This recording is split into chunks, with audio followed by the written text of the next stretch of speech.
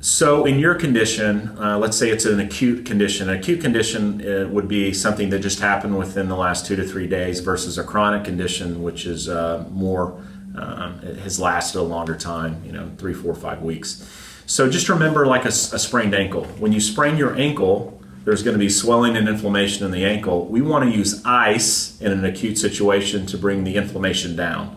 So if you can remember the acronym RICE, rest, ice, compression, elevation, those are all things that you want to do in an acute situation. So let's say you hurt your low back over the weekend, low back strain, we want to use ice early on. So 20 minutes on, 20 minutes off with the ice, cycle through that as much as you can.